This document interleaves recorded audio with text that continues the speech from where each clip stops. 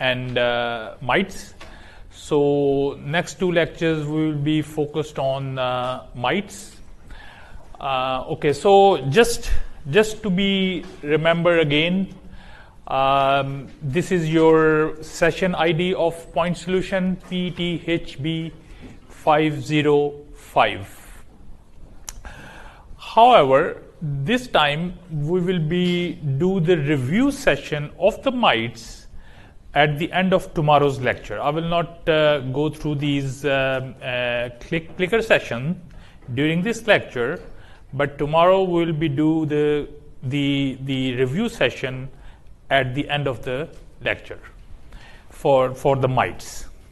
So, but one clicker session I can start from here, so that to identify the mites in the following image.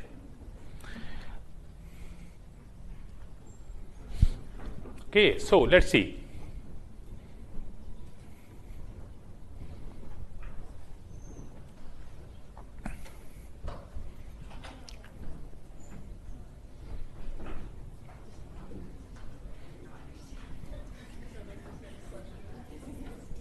It's just a check to see your point solution is working.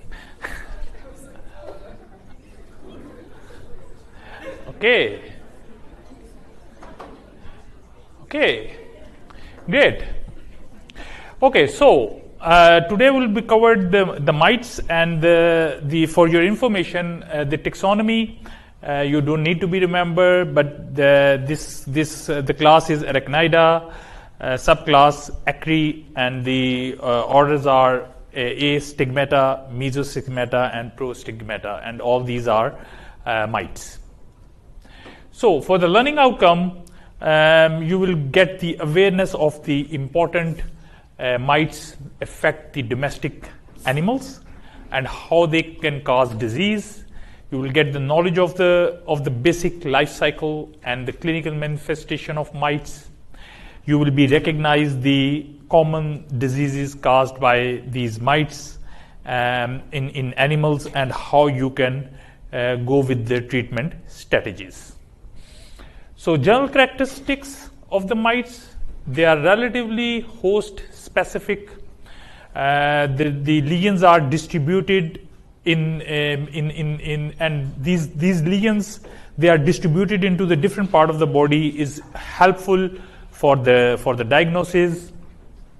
So normally the diagnosis will be done by the skin scraping. So there is a different type of skin scraping we will be discussed later on. Some is the deep scraping, some is the superficial scraping, and will be further discussed which particular mites we will be what type of scraping will be adapt. So primarily they infect the young animals. More than 250 species of medical and veterinary importance has been recognized.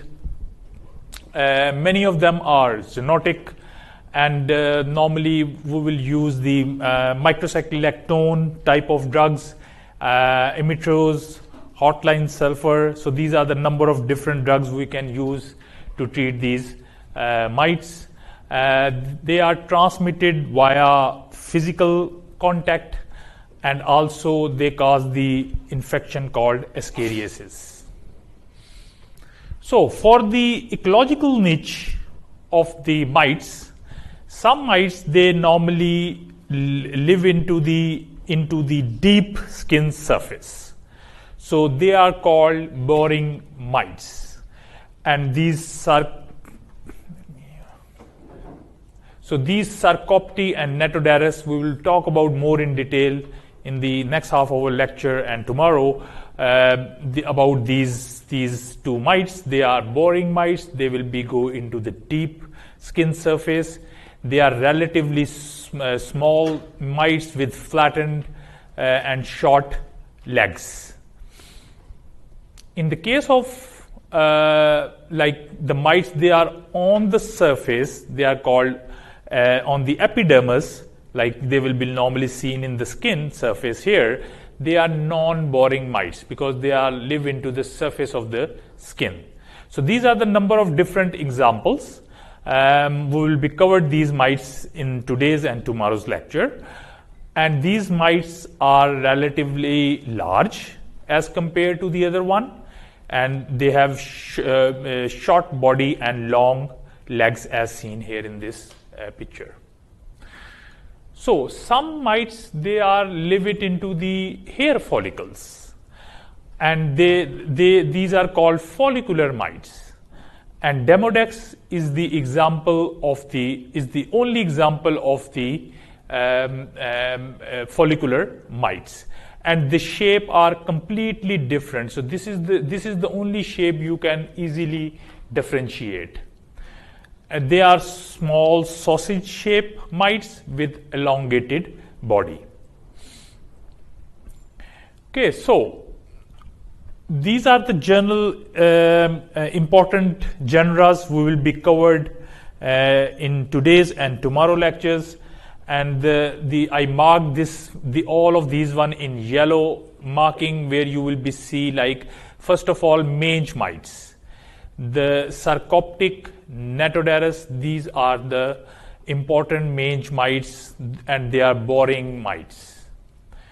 Sauroptic, Choroptic, and Calitella, these are important mange mites who will be covered, and these are non-boring mites. Demodex, on the other hand, is the only one they live into the hair follicle. Ear mites, Autodect, and Sauroptic caniculi. Sauroptic is a mange mite here, but that is in the companion as well as large animal. But Sarcoptic caniculi is the species that is only infect rabbits. So we'll be covered that one in this lecture. They are non-boring mites. Pneumocides, these are the nasal mites normally seen in dogs, and they are also a non-boring mites. So we'll also cover the poultry mites, Dermanices or Anthronosis. These are also a non-boring mites. So these are the most important mites we will be covered today's and tomorrow's lecture. Okay, so what is the difference between boring and non-boring mites? So the boring mites, they make a tunnel in the skin because they burrow into the skin. They are short leg, they are smaller, and they are generally circular, as shown here, one of the example of boring mites, and the legs are shorter. On the other hand, non-boring mites, they live into the skin surface, and they have a long legs. They are comparatively large as compared to the boring mites, and often long shape. So that is the difference between the boring and non-boring mites. So for the life cycle, life cycle of all of these mites are same, except, anyone have a guess? We just talked in the previous slide. What's the difference? Just previous slide, what we discussed? Boring and non-boring, right? Some do the life cycle on the surface of skin. Some do the life cycle in the deep skin. So that's the difference. So overall, life cycle, they have egg, larvae, nymph, and adult. So these are the 4 stages of the mites. First, what happened? So the eggs, they are lay into either the deep or in the surface of the skin, depends on the mite species you are dealing with. They will be further converted into the larvae. The larvae feed 3 to 7 days and then molt, converted into the nymph. There is 2 type of nymph. One is protonymph or tetranymph, but the shape are they are similar in shape, except the size is a little bit different. But it's difficult to differentiate proto and tetra nymph. The nymph emerge, and after 5 days they changes into male and female. So you can't differentiate nymph. Nymph is not differentiate between male and female. They will further convert it into male and female, and they mate and produce egg. So usually it takes 3 to 6 weeks to complete the life cycle. However, all developmental stages occur on the host. In the case of mites, always in the host, and the transmission is occur with the close contact of the animal with the other animals. Especially if you go in see in the farm, the animals are close to each other, and this is one of the way for the transmission of this disease or these mites. So anyone has any questions related to the life cycle of mites? Any confusion? Sure. If I will be asked you to explain the mites in the next half of the lecture, you can able to explain? Great. Okay. So the general characteristics of the general clinical feature of these mites as a whole. What happens once the disease occur? Hair loss, crust formation. They are spread into the different part of the body. You will see the itchiness. You will see the damage of the skin. You will see the scratching. Animals start scratching, and that will be further maybe responsible for some bacterial infection.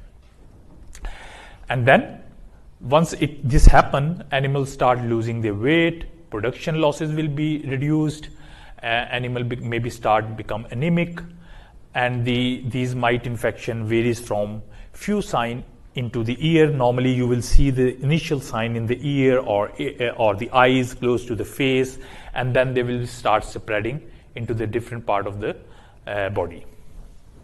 So these are the basic clinical signs or features in the case of mites. However, once we will be discussed about the clinical features of the specific mite species like Sarcoptic, maybe they are different from the other species.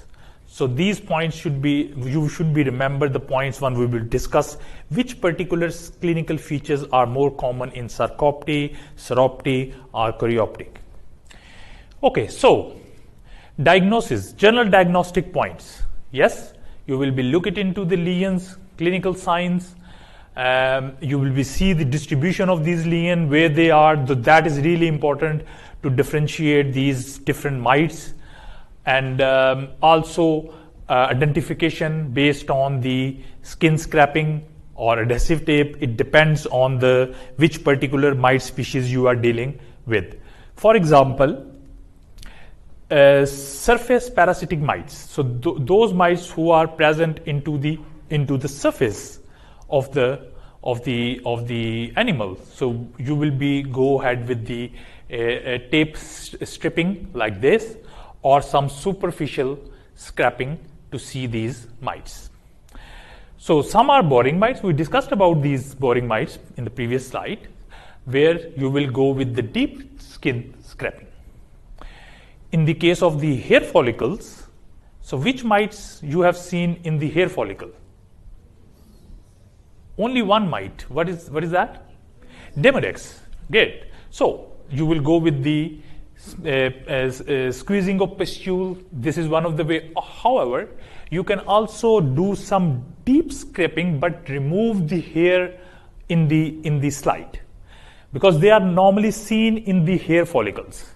So if you do the scraping harder and remove the hair and start looking the hairs, then you can able to find out these follicular mites, and Demodex is the example. Some observation, like some mites normally seen in the hair follicle in the ear, like Sauroptic caniculi in rabbits, for example. You will be look directly into the ears, and you can also able to find these lesions as well as mites there, and ancillary diagnostic tests like some serology, bacteriology, biochemical or hematology tests. But definitely you will go ahead with the skin scraping is the most popular method in the identification of these mites.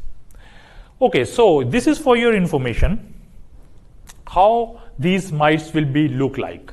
So this is the ventral view. You always see the number of different features of these mites in the ventral view. Never see into the dorsal view. You will not see anything in the dorsal view. So, for example, this is the mouth part. So there is a Silicera here and Cali. There's a two pulps. Hypostoma is here. So this is all mouth part of the mites. And also there is a number of different plates. In the ventral part is the sternal plate, genitroventral plate is here, dorsal plate and anal plate. And you will see the stigmata. Stigmata is the important point you have to be, and we'll talk about in the next slide, what this stigmata mean. That's important. So stigmata is the respiratory hole, and that is the other than like to see the difference between the nymph, larvae and adult, you can also able to differentiate these, at least based on this one, the genus of these mites. For example, prostigmata, you will see the respiratory hole into the anterior part somewhere here, and that is seen in the case of Demodex and Calitella. If you see the mesostigmata, that is a medial hole somewhere here, so it means you are dealing with the poultry mites, Demonesis or Anthronosis. If you see any hole, it means they are astigmata, and these are the example of astigmata like Sarcoptic, Netoderus, Rhoptic, Coroptic, and Autodect. So this is the differential point, little bit harder, but still these are the one of the differential point, or at least you will be differentiate these mites at species level.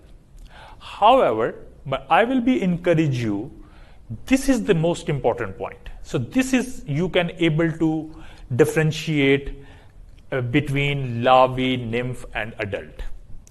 So anyone know what is the difference here?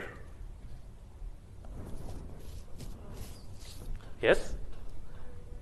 What you can see any difference between larvae, nymph and adult? Sorry? 3 legs versus 4 legs. So here you can see larvae has a 3 pair of legs here, right? And nymph and adults always have 4 pair of legs. So this is the easiest differential point for you to be remember, right? Okay, so some other points for the shape, which we already discussed, like this type of mites, they are boring mites. They have a smaller legs. Sarcoptic and Netoderus is the example based on shape and size, and long legs is the example of these particular mites. And the only example of sausage shape is the Demodex follicular mites.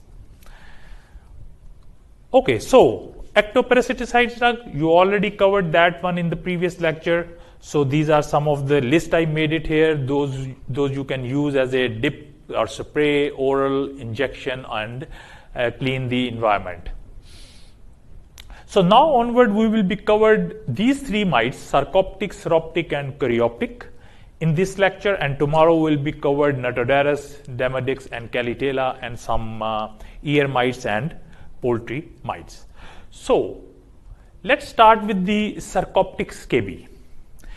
Sarcoptic mite or scabies mange is the most common mites, boring mange mites in companion animal as well as large animal. They are host specific.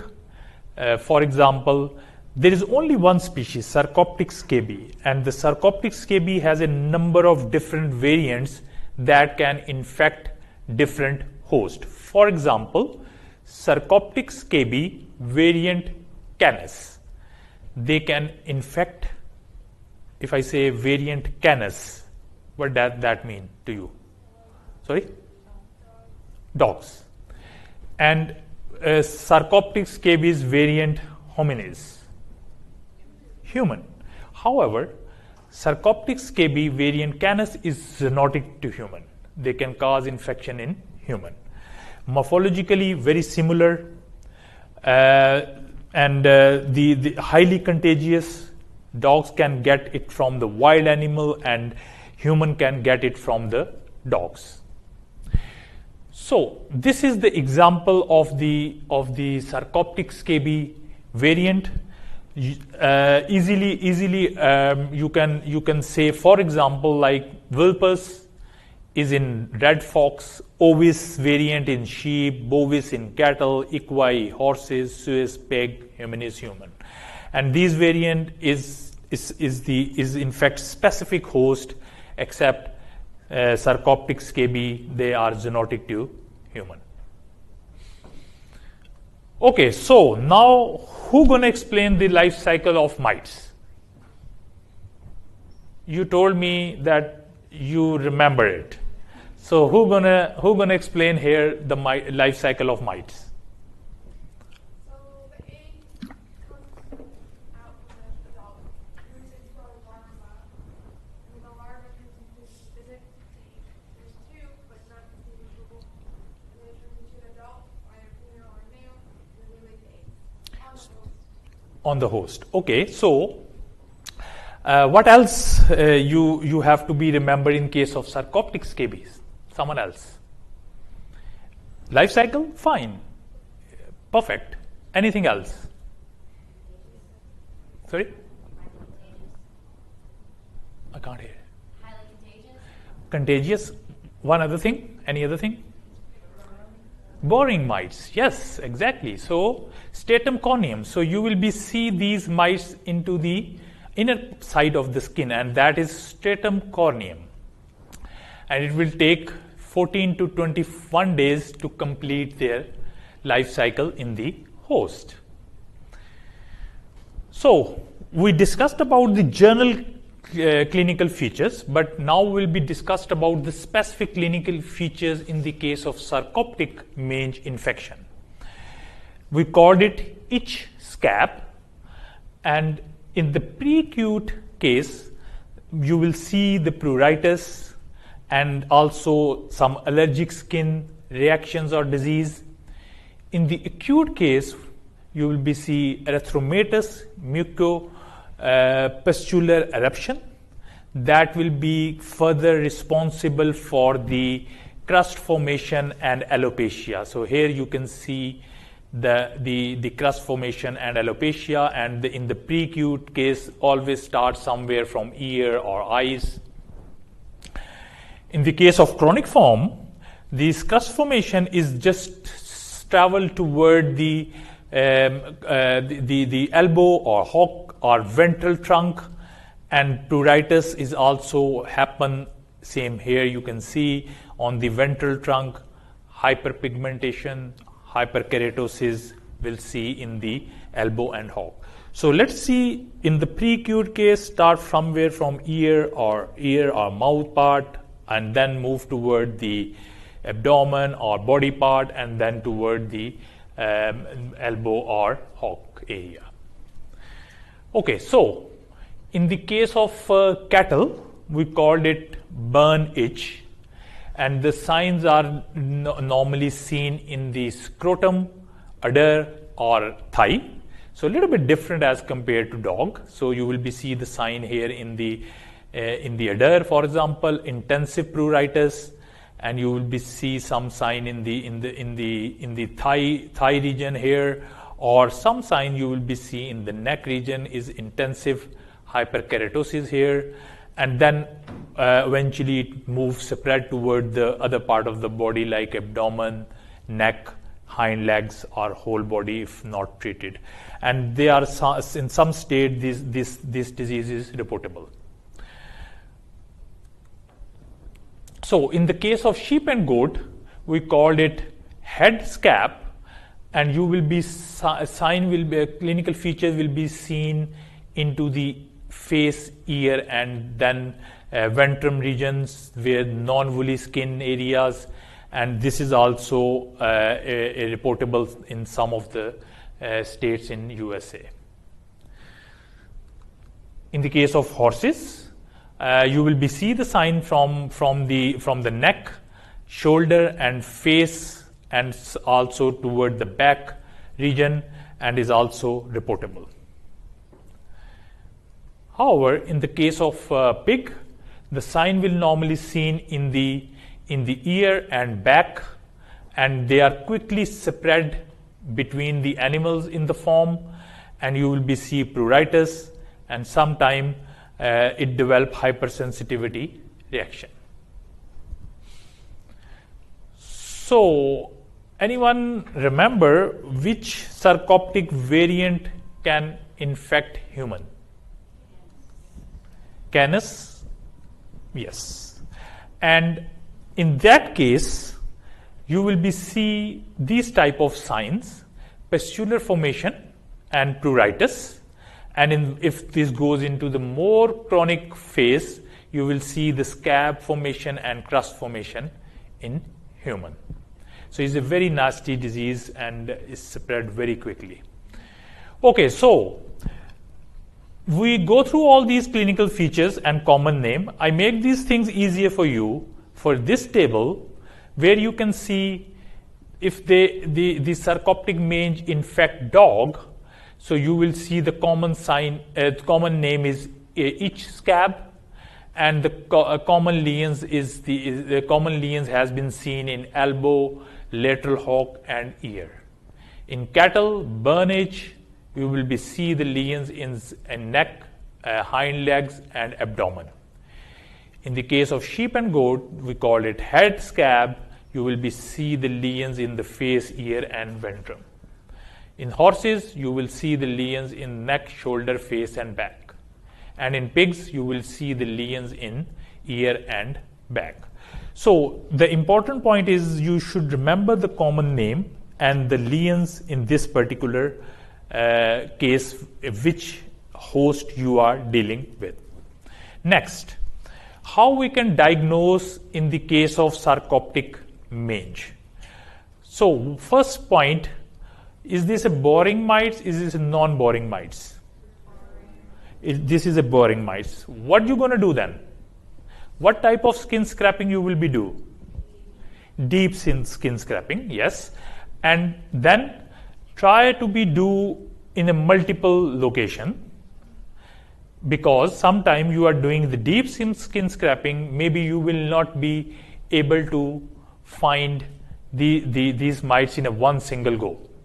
So then there will be a negative result shows up. So do it in a multiple locations to make sure that you can get these mites from the deep part of the skin. And also there is some ELISA kits are available for the test of these mites in dogs. IDEXX, they are using this kit. So next will be continue with the sauroptic mange. So sauroptic mange is also a host specific. They are not zoonotic. They are not a boring mites. They are non-boring mites. It means that they are on the surface of the skin and they are remain into the skin surface all the time. Reportable in cattle, sheep, and goats. So once you are dealing with the sarcoptic mange in dogs, you don't need to think about sauroptic mange, because they are not in fact dogs. They are always seen in the large animal. So you will be more confident that you are dealing with the sarcoptic mange in that case, not sauroptic mange, the one we are dealing now. Okay, so the most important species is the sauroptic ovis, that is infect sheep, goat, cattle, horses. Sauroptic caniculi is the specific species for rabbits. Highly prevalent in ruminants and rabbits. No, you will not see any species that infect dog here. And common cause of foot, tail, and leg pruritus in large animal. In the case of sauroptic caniculi, they will be cause sphere lesions in the ear, sphere pruritus, otitis in the rabbits. Okay, so now who going to explain the life cycle of sauroptic mange? Some volunteer. So you know the life cycle. So who's going to explain? Yes. Okay. They lay the eggs on the skin and Yes. They lay the egg on the skin here. Yes. not deep. Sorry? Not deep. Not deep. Great. Good. So that's why I put it cross here. So they are on the surface, not into this into the stratum corneum. Okay. Next. And then the eggs hatch into larvae, 2 to 3 days. and then they go into the nymphs, Into 3 to 4 days. and then they go into the adult Into or sorry. adults. Adult. Yes. 4 to 7 days, and then they lay egg within 1 to 2 days. Good. Okay, so the important point is they are not into the they are not in a deep skin. They are always on the surface of the skin. Okay, great. So what's the clinical features look like in the case of cattle? In cattle we called it cattle scab, highly pathogenic, and lesions will be seen into the back, tail, head, and shoulder areas. Here you can see the very severe lesions. Exudative dermatitis.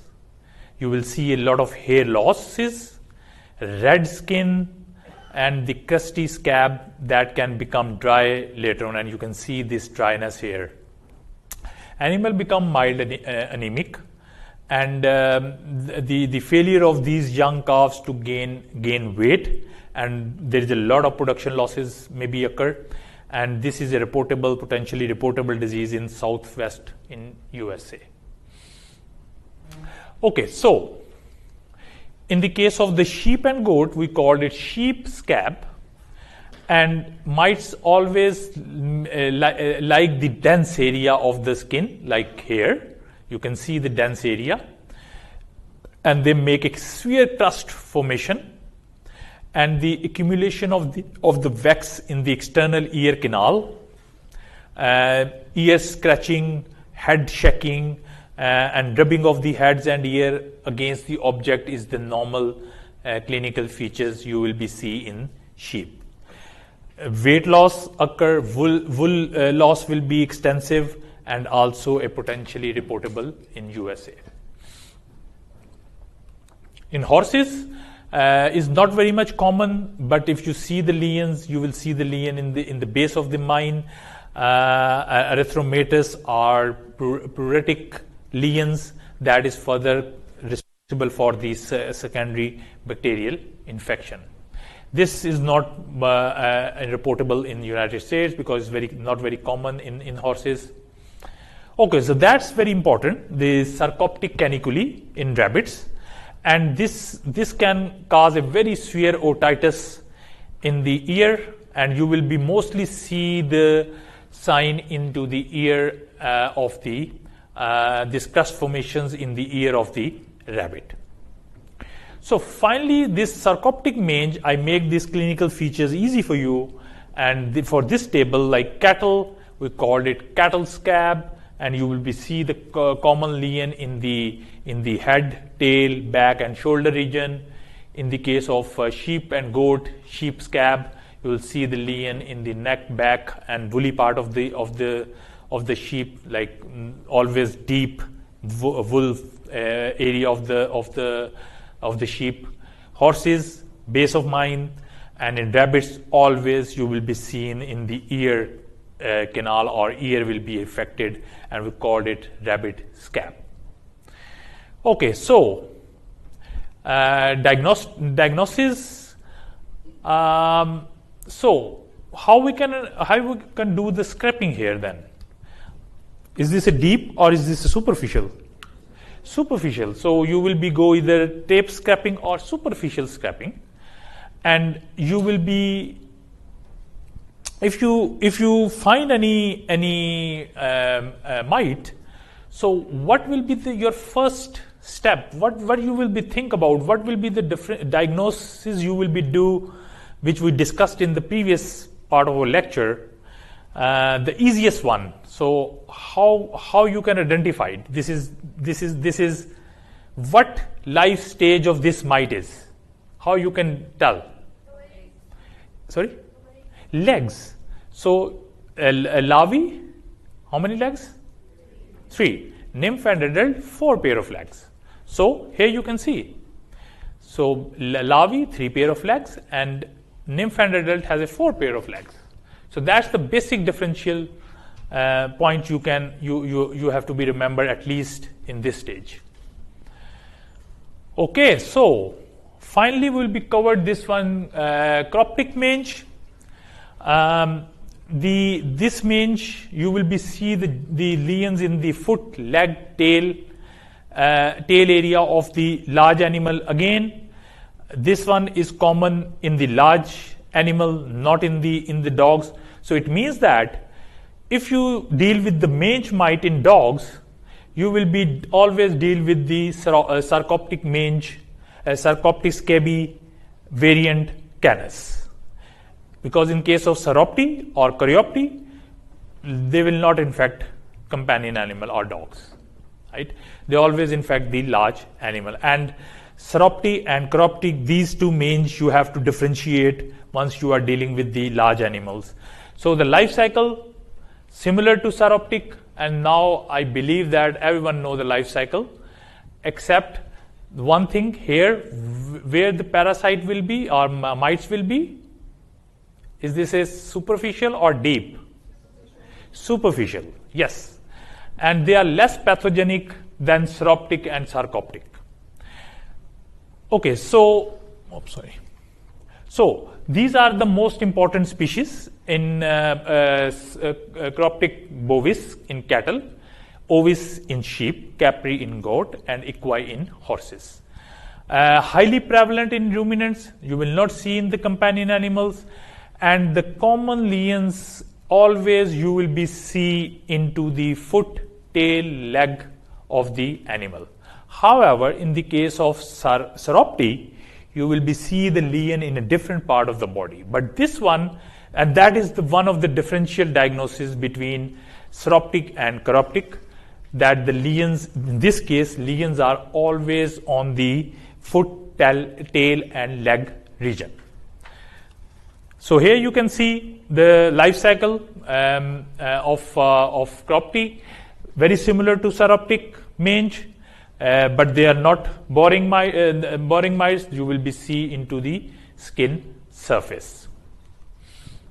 So the clinical features, as I said, these are common in large animals. Cattle, we called it foot and tail mange because the lesions was always seen into the foot and tail region, and we called it tail scab, most common form of cattle mange. So you will be see the lesions either here, either somewhere in the legs or in the tail region. But in the case of Sauroptic, you will not see the lesions only in this region. You will see the lesion in a different part of the body. In the case of sheep, again, foot and tail mange, the infestation or the infection rate is higher in goat, and you will see the dry crust scape formation in the lower limb, as shown here.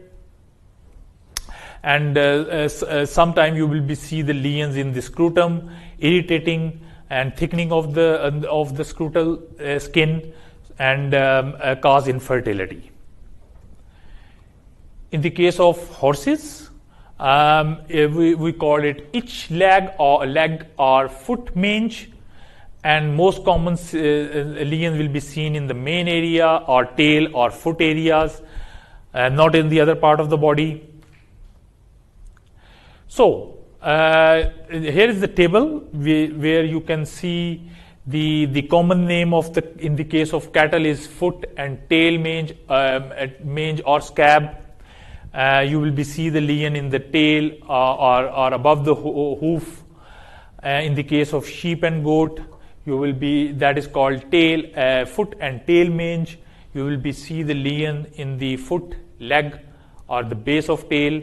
And in the case of horses, you will be see the lesion in the base of tail or foot, and we called it itchy leg or foot mange. Okay, so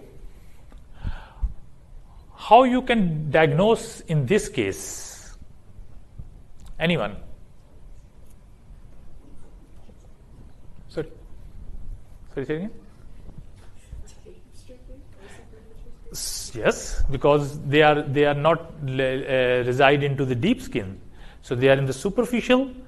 You will go with the tapes or superficial scraping, and in the case of larvae, 3 pair of legs. In the case of nymph and adult, 4 pair of legs.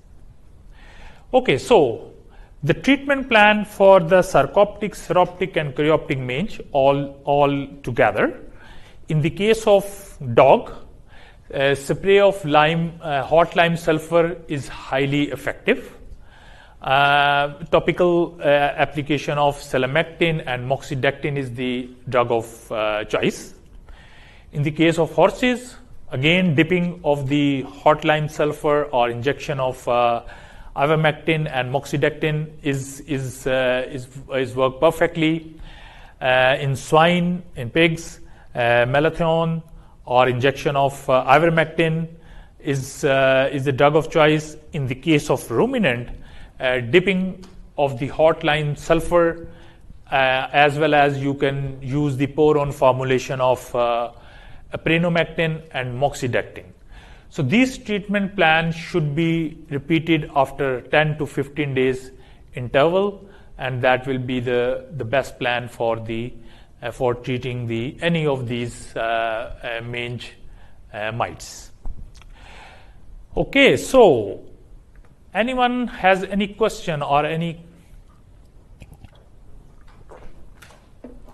to answer? Sorry. Why are the mites reportable? Is it just because of how contagious they are? Or? Yes. So these mites should be reported because they cause a very severe production losses. Okay. So they should be treated and because they are also transmit very quickly from one animal to other animal. So in this case, the production losses will be higher once more animal will be infected. So the basic idea is to separate those animals they are highly infected. So that's why it's reportable. Highly contagious and production losses is very, very high. How many intervals would you say it normally takes to get an infection cleared up? Like 1, 2 or 3 times? Mostly like 3 to 4 times. Yes. So that will be helpful. But it all also depends how severe the infection is. Right? If you pick up the infection in the early ages, like you can see in the hair, and you can say, oh, this may be a mite issue, and you can diagnose it with the scraping, then maybe if it is initial stages, you can treat second time it works. Right? It depends how severe it is. Is the treatment specific to what phase they're in, like larva versus nymph? Or? No, you can treat it once you picked up the infection is there. Yeah.